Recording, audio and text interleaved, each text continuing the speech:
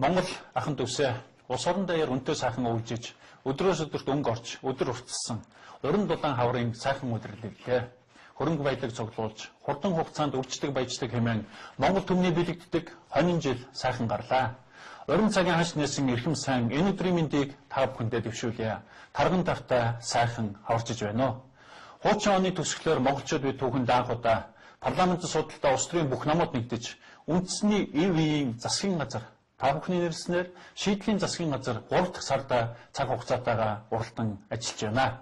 Хийсэн ажлаа хийж ярихаар шоудлааг нь хийж ярилгүй ажилдаа зүтгэхээр харагдсангүй хийсэнгүй гэж гуйлна. Энэ төлөвийн тайлал болгон их хурлын хаврын эдж шулхны битүүний орой та бүхэнтэйгээ хийсэн зүтгэсэн хийх бүтээх ажил асуудлаа өргөн танилцуулж учран золгож байна. Шинэ засгийнхаа тэргүүлэх чиглэлээ эдийн засаг гэж тодорхойлсны дагуу их ажлынхаа үндсэн гол нурууг энэ чиглэлд зориулж ирлээ.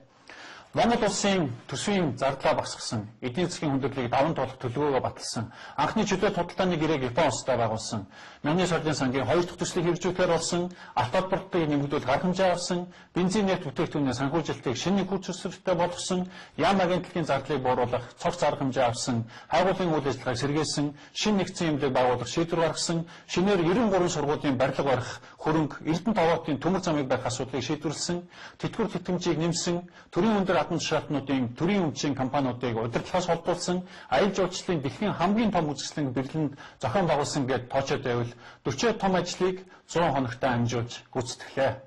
Шийдсэн асуудал хийсэн ажил баггүй байна, шийдэх асуудал хийх ажилч мөн түүнээс их байна. Одоо бид юу хийх вэ? Үргэлжлүүлээд жагсах уу, ус төрчих үү, засгаараа оролдох уу, их хурлаад хараах уу? Бид 3 жил хангалттай ус төрчлөө. Уул уухаан түүхийн эдийн үргэлж тэнгэрт хадах юм шиг одорч, багахан ололтоо ташуурч, дэлхийгээс тустай хар гарагт орших юм шиг туйширч, хоол болохгүй хоосон улс төрдөө хүлээллээ. Оргисон хачгалснараа, жагсан тэмцснээр, огцруулснараа бол аль хэдийн хөвччих байлаа. Одоо эргэн тойрноо нэг анзаарцгаая. Болохгүй байна, бүтэхгүй байна гэж байгаагаас биш, болохыг бүтээ гэж байгаа хүн хэд байна вэ? Босыг жагсыг их чанга дутаа хэдэн хүн босхийг ажлыг гэж ядаж, шивнэж чадаж байна уу? Америк долларын ханш 2000-аас холд авахыг, монголчуудын цалин орлого Монгол төгрөг хэрхэн үнгүүдхийг хоорондоо хэрэлдээд харьцуулах хүсэл сонирхол бас алгаа. Хүмүүсийн зовлонгоор наадагчдын хэсэгэн зуурын хүндрэлээр ус төр хийгсдийн эх орныхоо нэрээр эх орноо балагчдын хэрэглийг төвчд цуг төвчээр алдагдлаа. Хаваржингаа гэж хуучин ярьдаг байлаа. Одоо бүр өвлжингөө жагслаа, өслөө. Жагсаад өсөөд асуудал шийдэгдэг, ажил бүтдэг, улс орон хөгждөг бол хөгжгөөрөө нэг босон баг ёстой. Одоо болцгоё. Их ус төр биш, их ажиллаа хийцгээе. Хэн нэгэн эсвэл хэсэг бүлэг нь шийдвэрээ гаргах цаг иржээ. Монгол улсын гүйцэтгэх засаглалын тэргүүн ерөнхий сайдын хувьд хэцүү ч гэсэн улс оронд хэрэгтэй шийдвэрүүдийг гаргах түүхэн хариуцлага бас улам ихээр ухамсарлаж байна. Шийдлийн ивийн засгийн газар эвлэж бүрдэн ажиллаж эхэлсэн эхний 100 хоногийн хугацаанд өдөржин шөнжин зүтгэсэн их ажлын үр дүнгээ гаргаж сүүлийн 3 жил гатсан оюу толгойн далд уурхайн бүтээн байгуулалтыг эхлүүлэх, сүүлийн 6 жилийн хугацаанд гатсан 5 толгойг дэлхийн хэмжээний уурхай болгох шийдвэрүүдийг хэрхэн эзлэн гаргахыг та бүхэн мэдээж хүсэн хүлээж байгаа. Оюу толгойн далд уурхайн их ажлыг эхлүүлэх хэлцээг урт удаан хугацаанд бид хийж явууллаа. Маргаантай байсан үндсэн асуудлуудаараа хоёр тал зарчмын үндсэн тохиролцоонд хүрч чадлаа. Хоёр тал холбогдох дотоод шат дамжлын асуудлуудаа дуусгаад үр дүнгээ ойрын өдрүүдэд олон улсад албан ёсоор зарлах болно гэдгээр би өнөөдөр та бүхэнд сонирхолж байна. Оюу толгойн далд уурхайн ажлыг эхлүүлэх түүхэн шийдвэрийг гаргаснаар дэлхийн хамгийн том 14 банк 4.2 тэрбум Америк долларын хөрөнгө оруулалтыг Монгол улсад оруулах үе тааллыг нээж өгч байна. Энэ бол зөвхөн оюу толгой компаниудын Монголын хэдэн зуун аж ахуй нэгж эх орондоо өрнөх энэ их бүтээн байгуулалтад ханцуу шамлан оролцсон ашиг орлогоо нэмэх шинэ боломж, шинэ замыг нээж өгөх юм а. Өнөөдөр 5-7 төслийн хэлэлцээр хамгийн төгсгөлийн шатантай ороод дуусч байна. Хоёр тал үндсэн зарчмын шийдлүүдтэй бас хүрч чадлаа. Дараагийн засгийн газрын хуралдаанаар зох шийдвэрүүдээ гаргаж 5 толгой төслөө албан ёсоор зарлан эхлүүлэх боломжтой боллоо. 5 толгой төслийн их бүтээн байгуулалт яриа маргаан биш бодит ажил болж ирснээр бүтэн 6 жил гаруй цаасан дээр байсан төмөр зам хөрсөн дээрээ баригдаж дуснаа. Төсөв зөвхөн энэ жил 200 гаруй сая долларын урьдчилгаа оруулна. Төмөр замд оруулсан 300 гаруй сая доллароо эргүүлэн олж авнаа. Хүмүүсийн хамгийн их асуудаг 1072 ширхэг хугацааны талаар зориуд тусгаалan хэлье. Хэрвээ улсын их хурл хэлтсэн зөвшөөрөл хувьцаа эзэмшиж байгаа 1,800,000 хүний ногдлол ашигт зөвхөн энэ жил ихэд урьдчилгаа мөгнөөс хүн бүрт 100,000 төгрөгийг тусгай санд хуваарлах боломж байна. Цаашид 1072 хувьцааны үн цэнийг дээшлүүлэх зорилгоо Эрдэнэс 5 компанийн хувьцааг Эрдэнэтийн 51%, оюу толгойн 30%, Эрдэнэс Монгол компанийн хувьцаа руу шат ахиулан хувиргах асуудлыг бид судлан шийдэх боломжтой гэж үзэж байна. Шууд хэлье. Хоёр том төслөө хөдөлгөж байж л араас нь залгах бусад хөрөнгө оруулалт орж ирж байж л $80 ханш буурнаа. Хааны хөрөгтөө Монгол төгрөг чангарнаа. Монгол улс хүндрэлээс гарах үйлс нэгтэн. Монголчуудын ахуй амьдрал дээшлэнэ. Хоосон улс төрөө одоо орхицгоё. Бодлоготой, зоригтой шийдэж, бодиттой бүтээж ажиллацгаая. Ерөнхий сайдын хувьд улс орныхоо хөгжил сэтгэлтийн төлөө гаргах ёстой шийдвэрээ гаргах ёстой цаг хугацаанд нь инхүү гаргаж байна. Энэ шийдвэрүүдийн хянч хариуцлагыг Монгол төмнийхөө өмнө, түүхийн өмнө цаг хугацааны өмнө би бүрэн хүлээх болно. Хүнд бөгөөд онц чухал шийдвэрүүд гаргахын өмнө том бүтээн байгуулалтуудын төслийг хөдөлгөх үүргийг иргэд та бүхнээсээ миний бие мессежээр хүлээн авсан билээ. Нэгдүгээр замаар л яваа гэдгийг та бүхэн ч олуулаа тоо тодорхой хэлсэн. Олонхын санд үндэслэн та бүхний захиа даалгаврыг ерөнхий сайдын хувьд биелүүллээ. Одоо ханцуу шамдлан ажиллах цаг хугацаа ирлээ. Хугацаагүй цэргийн албанд нордуулчихсан юм шиг хичнээн олон төсөл ажил хичнээн олон жилээр саатваа. Алдагдсан боломжийн өртөг ихээ. Аваагүй цалин, олоогүй ашиг, бариагүй цэцэрлэг, тавиагүй зам, ахин ирэхгүй цаг өдрүүд, хүрээгүй хөгжил, биелээгүй мөрөөдөл. Зүгээр мөрөөрөө явж байгаа төсөл ажлыг зогсоох, гацаах, нураахад зарцуулж байгаа тэр их уурантуу, ирч хүч, цаг зав, хөрөнгө мөнгөө өөрийнхөө бүтээх босгох, байгуулах шинэ уур ажилд өөр төсөл зарцуулаач гэж уриалж байна. Нураах биш бүтээх, хаах биш нэх, гацаах биш хөдөлгөх, ажил хийгээл засгийн газар харин боломжоор туслаад өгье. Сая 500,000 хартаа дүүжин километр өргөн удам нутагт маань хэрүүл тэмцэл хийгээд байхааргүй хангалттай орон зай, өв дээцээс үлдээсэн өв баялаг, хичээл зүтгэлтэй хүнд бол бөөн боломж байна. Зөвхөн хоёр том төслөө хөдөлгөн шийдснээр өвс авсан мэд өнөөгийн хүндрэл өтөр түргэн мэдээж арилахгүй. Гэхдээ хөгжих дэвших том боломжоо бид бүхэн нийлээ. Гацаа арилж хөдөлгөөн эхэлж байна. Хичээх зүтгэх хөлтлөө. Ухардаг буцдаг араанд биш, дэвшиж урагшилдаг араандаа залгаж, бусад олон төслүүдэд хөдөлгөн хурдан авах үүрэг даалгавар бидэнд одоо ногдлоо. Одоо залгуулад олдоо нураах бус, бусад олон том төслүүдэд урагшлуулах шаардлагатай байна. Хоёр толгой хөдлөх боллоо. Одоо Монгол толгойч улам ухаадаг ажиллах цаг ирлээ. Монгол ахын төсөө. Хууль тогтоох дэд байгууллагатай анх удаа үндэсний эв нэгдлийн эвийг ихэмлсэн их шившилцлийн үед бидний ард түмэнтэйгээ хамтран хүрэх ёстой түүхэн шийдвэр бол үндсэн хуулийн нэмэлт өөрчлөлт юм аа. Сонгодог парламентын засаглалтаа эргэл буцалтгүй орох уу, сум дүүргийн дарга иргэдээсээ шууд сонгох уу, их хурл дан эсвэл давхар тамхинтай байх уу, их хурл засгийн газрын гишүүн дан давхар дээлтэй байх уу, хот нийслэлээ заглах уу гэд олон асуудлаа нэг мөр болох ажлаа нийгмээрээ нэг сайн хилццгээе. Энэ хаврын чуулганы хугацаанд бүгдээрээ ажиллаа хийж амжицгаая. Улс төрийн намуудаа олон түмний хүсэн хүлээж байгаа эрүүл цэвэр, эрхэм шин чанартай болгох, шинжлэх, намын шинэ хуулийг батлах, намуудын санхүүжилтийг ил тод болгох, сонгуулийн шинэ хуулийг баталж гаргахын төлөө засгийн газар их хурлтай нам эвслийн бүлгүүдтэйгээ хамтран идэвхтэй ажиллана. Популистуудын амар бол болж бүтээх юм, хэрэгжиж дуусгах юм нэг ч байхгүй. Нэг бол гэрэн монгин, эсвэл төмөр зам нь биш гин, эцэстээ уул, үхэр, булш гэдэл хөгжлийг гацаагч өгсөн энэ цуглуулга улам баяжих шатанда орлоо. Одоо ойрын өдрүүдэд хайгуулын тусгай зөвшөөрлийн санал авахаар 130 санал орон нутагт явуулсан. Зөвхөн 30 зөвшөөрч 100 татгалцсан хариу ирүүлжээ. Дээрх нөхцлүүдээс хараад үзэхэд бидний тогтолцоонд үндсэн буруу байна. Танай нутагт хайгуул хий гэхэд нутгийн уугуул иргэдэд үүнийг дэмжих сонирхол нь үнэхээр алга. Тийм учраас засгийн газар орон нутгийн татврын шинэ тогтолцоог шийдвэрлсэн хуулийн төслийг одоо өргөн барина. Шинэ хуулиар уурхай үйлдвэрлэл явуулсан тохиолдолд ашигт малтмалын нөөцийн төлбөрийн 30% орон нутгийн төсвийн татааллыг хасалгүйгээр тухайн нутагт нь үлдээж авах болно. Уурхай үйлдвэрлэл эрхлүүлж байгаа тухайн сум аймаг бусдаасаа илүү хурдан хөгжин, илүү их мөнгөтэй болно гэсэн үг.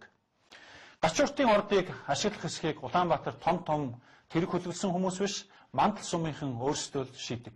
Гачууртын ордыг ашиглах хугацааны нөөц ашигласны төлбөрийн 30%, тусгай зөвшөөрлийн төлбөрийн 50%-ийг орон нутагт нь шинэ хуулиар үлдээх болно.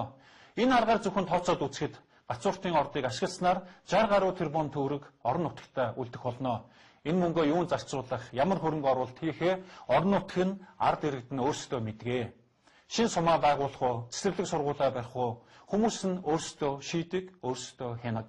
Иргэд нь өөрсдөө мэддэг, өөрсдөө хяналтаа тавьдаг болсон үед ус даяараа уул, булш, үхэрний хэрүүл хийж суудгаа бид сая л нэг болно. Энд нэг зүйлийг тодорхой хэлье. Ноён уул байгалаас заяасан төрхтөөгөө түүхээс өвлсөн өвтөөгөө хിവэр үлдэнэ. Харин гацууртын ордыг ашиглах болно. Энд төөрч удлах, мушгих гуйлах ямар ч шаардлага байхгүй. Дахин хэлэхэд ноён уул хөндөгдөхгүй, байгаагаараа үлдэнэ, харин гацууртын ордыг ашиглах болно. Миний хөндөх дараагийн нэг том сэдэв. Засгийн газрын хийх том ажил бол үн чөлөөлөх асуудал юм а. 24 жилийн өмнө Бямс хөрөнгөний засгийн газар Монгол улсын хөгжилд нэг буянтай зүйл хийсэн үнэ. Тариф, бараа бүтээгдэхүүний үнийг чөлөөлсөн явдал юм а. Өнөөдөр бид энэ том үйлсийг дуусгаж эцсийн цэгийг хатгах ёстой. Одоогоор эрчим хүч, гурил буутай, шатхуун шатах тослох материалын гэсэн 3 үн зах зээлийнхээ зарчмаас гажуудан төрийн оролцоотой тодорхойлогдож явсаар байна. Эрчим хүчний үнэ зохиомлоор хиймлэр байснаар эдийн засаг аж үйлдвэрлэлийн хөгжлийг чөлөөлсөөр байна бид. Өнөөдөр бусдад эрчим хүч экспортлоод сууж байхын оронд бусдаас импортлогдсон эрчим хүчээр хамжин дамжин онд дөнгөж орж байна. Өнгөрсөн 2 жилд хүчин чадлыг нэмэгдүүлснийг тооцвол сүүлийн 40 жилд дулааны нэгц цахилгаан станцыг шинээр бид барьж чадсангүй. Гадаа төлөөтэй мөртлөө цайз чанагтаач бусдаас гал гууж байгаа айлыг арчаатай гэж хэлэх үү. Ийм учраас засгийн газар энэ оны 7 дугаар сарын 1-ээс эрчим хүчний үн чөлөөлөх ажлаа эхлэхээ зарлаж байна. Эхний ээлжид системийн алдагдлаа бууруулах, удирдлагын шинэ арга барил нэвтрүүлэх, ухаалаг хэрэглээнд суурилсан шинэ аргачлалаа турших, бэлтгэл ажлаа хийж байна. Айл өрх нийгмийн шаардлагатай давхраа хамгаалах зорилгоор энгийн хэрэглээтэй дундаж айлын 150 кВт хэрэглээгээ өнөөгийн хуучин тарифаар харин илүү хэрэглээгээ зах зээлийн зарчмаар төлдөг шинэ журамд шилжинэ. Газар тариалан гурилын үйлдвэрлэлд эрхэлдэг хувийн компаниуд маань өнгөрсөн жилүүдэд нэг талаас хувийн компани шиг нөгөө талаар төрийн өмчийн хэм шиг явж ирлээ. Төрөөс нэмсэн бодлого урамшуулал, хөнгөлөлт чөлөөлөлт, үнийн бодлого, газар тариалангийн салбарт үр ашгаа өгч өнөөдөр бид хэрэглээгээ 100% өөрсдөө хангах боллоо. Гэвч төрийн байгууллага болон тариалан эрхлэлтийг дэмжих сан бизнес хэд их хутгалдаж, урамшууллын одоогийн тогтолцоо үеэ өнгөрөөж, гурилын үйлдвэрлэл хэрэглээнээсээ 2.5 дахин их хүчин чадалд хүрч тариаланч урд жилүүдээс илүү их ургац хураах боллоо. Зах зээлийн зөв зарчимдээ суурлаагүй өнөөгийн байдал тариаланчдыг тариан талбай дээрээ бус Чингисийн талбай дээр ажиллаа хийхэд хүргээд байна. Энд хүнс үдэ аж ахуйн яам тариаланчид үйлдвэрлэгчдийн сандыг авч сайтар судалсны үндсэн дээр гурил буудаан үнийг энэ жилээс эхлэн бирж болон зах зээлийн үн дээр тогтсон шин зөв зарчимд нь оруулах нь зүйтэй гэж үзэж байна. Хуучин урамшуулалт болгодог байсан хөрөнгө мөнгө харин нийгмийн хэрэгцээ шаардлага бүхий хэсэг бүлэгт үнийн зөрүүнд нь зарцуулдаг тогтолцоонд шилжих болно. 3 дугаар асуудал болох бензин шатхууны үнийг цаашид үн тогтворжуулах хөтөлбөрөөр бус дэлхийн зах зээлийн өсөлт бууралттай холбоотой дээш доос хэлбэлзэж буудаг тогтолцоонд нь шилжүүлэх цаг нь болсон. Бид эхний ээлжинд үн тогтворжуулах хөтөлбөрөөр зогсоосон. Харин популистуудын намарчин асруулсан нулимсны үр дүнд дэлхийд дахин дэс хямдарсан бензин шатхууны үн буух байсны оронд тавьсан татварыг бид нийгмийн зарим халамж цалингийн нэмэгдэлд энэ жилдээ зарцуулахаар болсон билээ. Дэлхийд хямдарсан бензинийг Монголд үнэтэй байлгадаг нь популизм аа. Эдийн засаг хүндхэн байгаач сар шинийн дараахан бид тэтгэврийн нэмэгдлээ шийдсэн одоо удахгүй үйлдвэрчний эвлэл ажил олгогчдогоо тохиролцсны дагуу цалингийн нэмэгдлээ бас шийдэх болно. Миний ярих дараагийн багц асуудал бол оюу толгой 5-7 төслүүдийг хөдөлгөж бид хөгжлийн том түвшээгээ мултлаа. Одоо засгийн газрын зүгээс эдийн засгаа тэлэх бусад том төслүүдэд явуулах бүхий л боломжоо шавхаж ажиллах төлөвлөгөөтэй байна. Ийм ч учраас засгийн газар олон жил яригдсан 5 дугаар цахилгаан станц төслийг гацаанаас нь гаргахаар боллоо. Би ерөнхий сайдын хувьд хилцээ хийж байгаа 2 тал болох засгийн газрын ажлын хэсэг хөрөнгө оруулагч түншлэлийн төлөвлөлтийг дуудаж уулзсан. Бүх яриа хилцээ бичиг сарсны ажлаа 4 дугаар сард багтаан дуусгахыг 2 талд үүрэг болголоо. Хэрвээ энэ 4 дугаар сартаа багтааж хилцээгээ дуусгаж амжихгүй бол нэг талаас ям тамгын ажлын хэсгийн гишүүдийг ажлаас нь чөлөөлөх хүртэл хариуцлага тооцсон. Харин нөгөө талаас тохиролцож чадахгүй бол хөрөнгө оруулагч дараагийн түншлэлтэд шинэ хилцээр эхлүүлэн гэдгийг хувийн хвшлийнхэнд бас хатуу санууллаа. 2 талд ингэж чадхаа илэрхийлж энэ 5 дугаар цахилгаан станцын бүтээн байгуулалтын ажлыг энэ оны 7 дугаар сард эхлүүлэхээ 2 тал амлалаа. Эхлэл төгсгөл нь хизээ хэрхэн мэддэггүй ийм олон төслийг энэ мэтчилэнгээр засгийн газар хурдан шийдвэрлэх болно. Засгийн газраас 5 дугаар цахилгаан станцын төслөөс гадна Багнуур, Бөөрөлжүүд, Шивээ овоо, 5 толгойн цахилгаан станцууд, Иг, Ховд хол, Эрдэнэ бүрэнгийн усан цахилгаан станцуудыг барих хөрөнгийг босгох холбогдох шийдвэрүүдийг нь гаргаад байна. Ялангуяа эгийн голын усан цахилгаан станцыг барьж ашиглалтанд оруулснаар эрчим хүч системийнхаа хувьд бүрэн бүрэлдэж ажиллах боломжтой болох юм. Эдгээр төслүүдийг хэрэгжүүлснээр шинээр 6-7 станц зэрэг баригдаж эрчим хүчний импортлогч орноос Монгол улс экспортлогч орн болно. Хүнээс гэрэл гуйхгүй хүнд худалдаж ашиг олдог болно гэсэн үг. Дараагийн шинэ асуудал болох дамжуулах шугамын бүтээн байгуулалтад шилжин орох шаардлага өнөөдөр урган гарч байна. Усан болон дулааны шинэ цахилгаан станцуудаар бидний гол бүтээн байгуулалт хязгаарлагдахгүй. Нүүрснээс шингэн төс гаргах том төслийн хөрөнгө оруулагч нь шийдэгдлээ. Цементийн эх орны гих тодтолтой дараагийн үйлдвэрүүд энэ зам ашиглалтанд ороход бэлэн болж байна. Энэ жил бид алтны үйлдвэрлэлд тэмцснээр урд өмнөх жилүүдээс илүү гарч 20 тонн алт тушаана. Энэ жил Дорнод болон Баруун Таван аймгийн хатуу хүчтэй замын бүтээн байгуулалтууд үргэлжлэнэ. Дээрх чиглэлийн нийт 1602 км-ийн замын тодорхой хэсэг болгоны хөрөнгө оруулагч, ажил гүйцэтгэгч нь тодорхой болсон байгаа. Зөвхөн хатуу ажилтаа зам төдийгүй хэдэн 10 жилээр хийгдээгүй төмөр зам тавих ажлууд энэ жил эхэлнэ. 5 толгой гашуун цогц чиглэлийн 267 км-ийн төмөр зам, Эрдэнэ даваа чиглэлийн 570 км замын бүтээн байгуулалт явагдана. 2011 оноос хойш гацсан шинэ яармаг 4000 айлын орон сууцны хорооллын бүтээн байгуулалтыг шинээр эхлүүлэх шийдвэрийг засгийн газраас саяхан гаргалаа. Шинэ яармаг хороолоос гадна Улаанбаатар хотод 7 хорооллын шинэ бүтээн байгуулалт үргэлжлэнэ. Газраа эргэлтэнд оруулж суурьшлийн шинэ бүсүүд бий болох ажлаа эрчимжүүлнэ. Орон сууцны ипотекийн 8% зээлийн хөтөлбөрөө энэ жил бид үргэлжлүүлнэ. Бид энэ жил 8% зээлээ зөнгөөр нь орхихгүй. Тэтгэврийн сангийн шинэ зохион байгуулалтыг эхлүүлж, тэтгэврийн сангаа хөрөнгөжүүлэх, нэрийн дансаа хүн бүр дээр жинхэнэ утгаар нь бодиттой ажилуулах, сангийн хөрөнгийг үр ашигтай арвижуулах, 8% моргижийн хөтөлбөртэй холбох чухал ажлуудыг хийх болно. Ипотекийн зээлд 80 м2-аас дээш байр авах хүмүүсээ хамруулах ажлаа мөн энэ жилээс эхэлнэ. Түрээсийн орон сууц хөтөлбөрийг эхлүүлж, зээлэнд хамрагдах боломжгүй хэрэгтэй түрээсийн байранд амьдрах боломжийг шинээр бий болгоно. Мөн 24 сум нь гараагаа эхэлсэн шинэ сум төвийг бүтээн байгуулах ажлын дараагийн шатны санхүүжилтийг босгох, хамрагдах сумын тоог нэмэх ажлаа хийнэ. Улаанбаатар хотын агаарын бохирдол, тэр дундаа утааны тухай маргаан, шатдаггүй утаа, гаргадаггүй түлшний тухай бүх маргаанаа одоо бол зогсоох цаг болсон. Нийслэлийн агаарын бохирдлыг арилгахын тулд эргэлт буцалтгүй гаацны буюу хийн үйлдвэрийг барьж байгуулах ажлаа энэ жил эхлүүлнэ. Утааг хийн хэрэглээл арилгана. Хийн үйлдвэрийг барьж байгуулах, хэрэглэгчдэд хүргэх шугамын хөрөнгө оруулалтыг хятад улсын хөнгөлөлтөө зээлийн их усрээр хэрэгжүүлэх шийдвэрийг засгийн газар мөн гаргалаа. Мөн хог боловсруулах үйлдвэрийн 2 ч төслийг хэрэгжүүлснээр хогны үйлдвэргүй хот гэдэг тодтоглоос Монгол улс салах болно.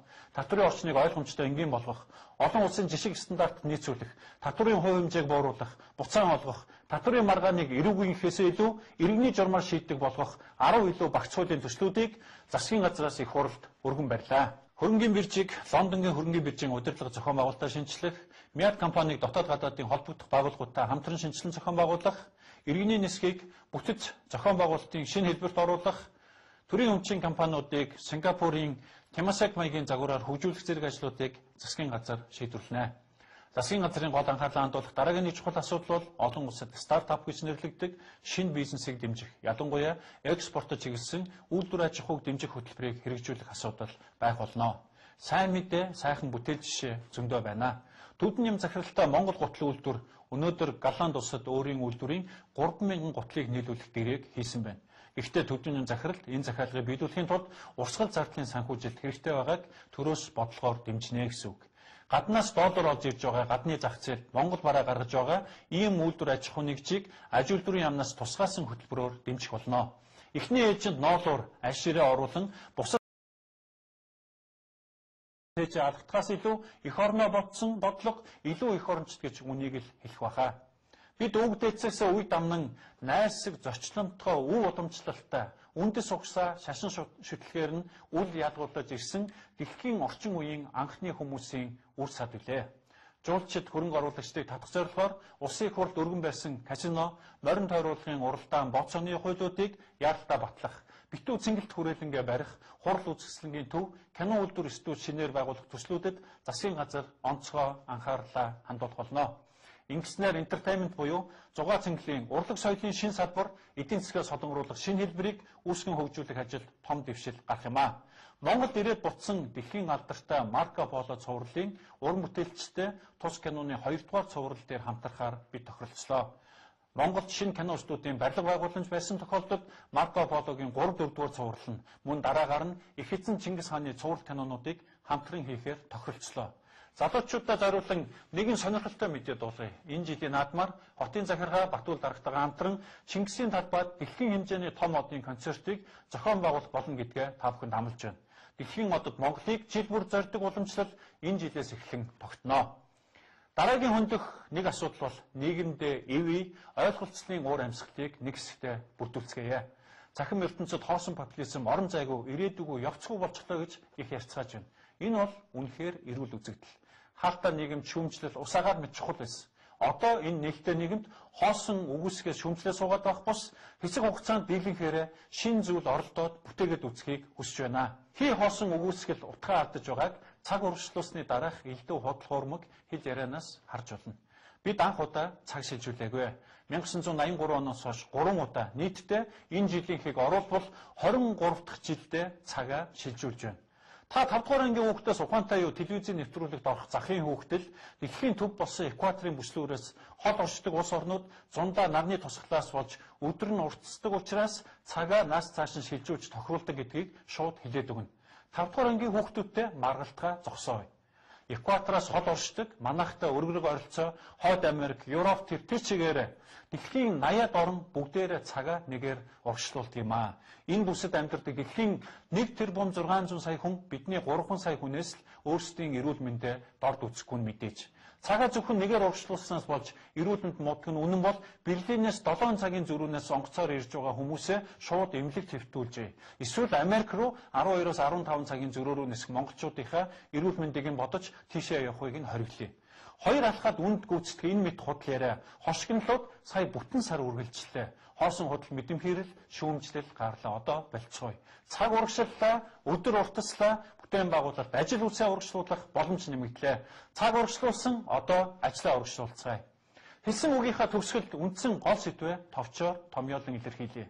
Засгийн газар бага хугацаанд баггүй ажил амжууллаа. Амаргүй шийдвэрүүдийг гаргалаа. Их бүтээн байгуулалт эрх хөрөнгө оруулалтыг гацааж байсан оюу толгой 5-7 2 том төвчийг нээлээ. Одоо бид юунд анхаарах вэ? 1. Үндсэн хуулиа шинжилэн өөрчилж улс төрийн нам сонгуулийн хуулиудаа батлан гаргая. 2. Оюу толгой 5-7 араас залгуулан хөгжлийг хангах бүх том төслүүдэд хөдөлгөсөн шиг хөдөлгөцгөөе. 3. Орон нутгийн татварыг бий болгож хөдөө нутгаа хөгжүүлье. 4. Шат дараатаагаар үнэ чөлөөлж эдийн засгийн чөдрийг тайлж хөгжилд хөтлөё. 5. Уул уурхаагаас гадна өөр бусад шин салбаруудаа нээн хөгжүүлж эдийн засгаа солонгоруулж олон өнгөтэй олон урсгалтай болгоё. 6. Валют орох урсгал нэх өрсгөх, хурцгах хөтөлбөрөөр хэрэгжүүлье. 7 дугаарт тэтгэврийн сан орон сууцны ипотекийн бодлогоо шинжилж ахмад нь намглан залуус нь урамтай байх тогтолцоонд дэвшин орцгоё. 8. Нийгмийн халамжаа хэрэгтэй хүнд нь хаягддаг, эзнээ олж хүргэдэг зорилттой шинжийг нь олж хангацгаая. 9 дугаарт монголчууд ЭВ-ийг нэгтгэж Монгол эх орноо хөгжүүлэх хамтын хүч харилцан ойлголцолд хүрцгээе. Монгол ахын дүүсээ. Би идэвхтэй жиргээчдийн нэг артгагийн санаацхыг дэмжиж цагаан PR буюу сайн мэдээний сарын аянг бүх хэл мэдээллийн хэрэгслүүд сошиал ертөнцийнхнийг зохион байгуулаач гэж уриалж байна. Таксины жолооч, автобусны кондуктор, дэлгүүрийн худалдагч, зоогийн газрын үйлчлэгч, багш эмч хэн бүхэн бүгдээрээ болж бүтэж байгаа. Гэрэл гээгээтэй зүйлсээ олж хардаг, онж ярддаг болцгоё. Олж харуул, дэмжиж тэтгэвэл бидний сайхан эх оронд гэрэл гээгээ дүүрэн байна. Гэгээн сайхан бүтээлж ажилласан хүмүүс амжилтын эзэд хол биш хажууд тэртээд бус дэргэд ажиллаж амьдарч байна.